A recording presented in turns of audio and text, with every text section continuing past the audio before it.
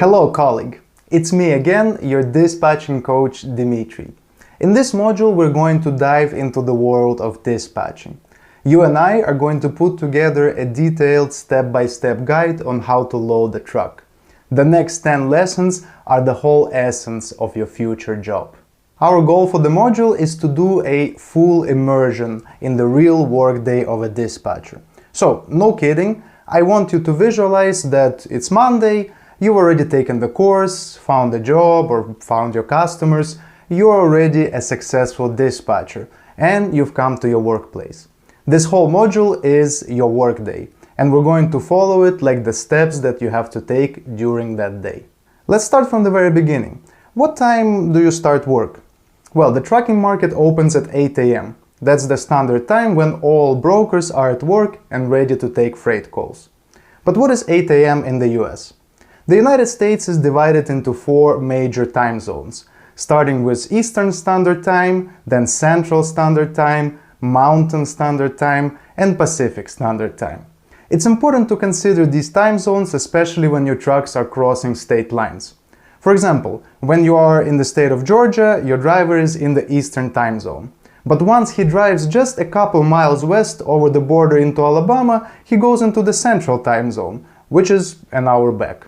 Regardless of what time zone your drivers are in at the moment, you should start work at 8 a.m. Eastern Time at the latest. Although through some brokerage companies you can book freight 24/7. After all, even if your truck is in the West, such as for example state of California, brokers whose offices are in the East are already at work. They're already actively posting and selling loads. That means you have a chance to grab a good load while the dispatchers out west are still asleep. If you want to check the time difference for your location, pause the video now and check on Google the time difference between your time zone and Eastern Time USA, so you know when you need to start working.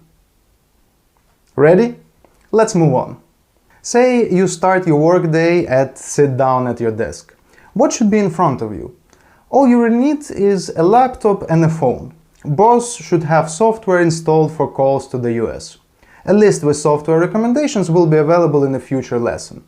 On your computer you will have a work email and a load board open.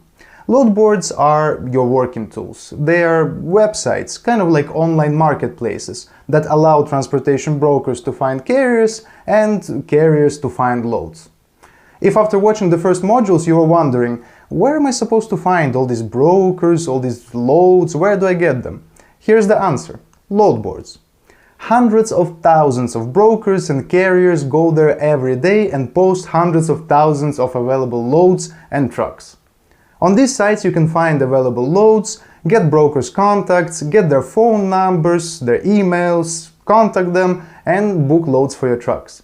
The largest and most popular load board in the US is DAT, and we'll start with it. If you master DAT, you will have no problem using any other platform. In the 6th module, we'll take a closer look at the other load boards that are available and I'll show you how to access them. So, we got all the tools, we got the load boards, we've got the phone, the email, we are ready. It's time to get to work. Let's move to the next lesson where we'll start walking you through the 10-step process to loading a truck.